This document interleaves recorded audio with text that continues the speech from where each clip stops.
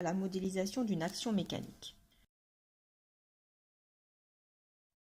Intéressons-nous à l'action mécanique exercée par la raquette sur la balle au moment de la frappe. Comment la modéliser?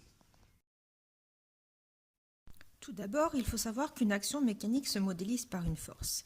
Et lorsqu'on étudie une force, on s'aperçoit qu'elle possède 4 caractéristiques. Son point d'application, sa direction, son sens et sa valeur.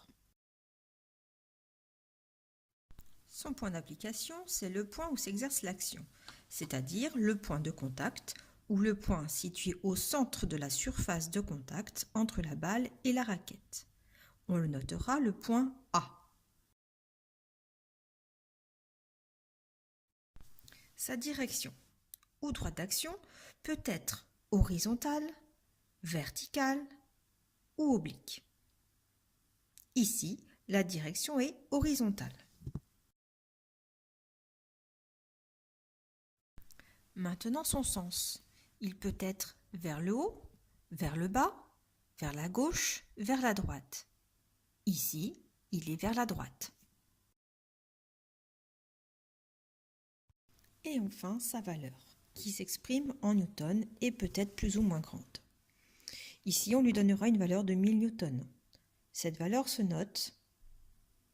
Cela se lit. La valeur de la force exercée par la raquette sur la balle est égale à 1000 newtons. On se rend compte au final qu'une force se modélise par un point d'application, le point A, et un segment fléché qui a la direction et le sens de la force. Pour plus de précision, il est possible de choisir une échelle qui donne une longueur au segment.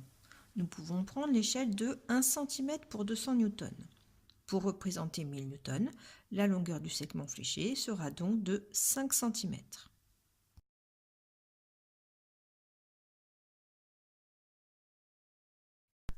À la fin, on note la force représentée sur le schéma de la façon suivante. Une flèche est tracée sur le F pour distinguer la force de sa valeur.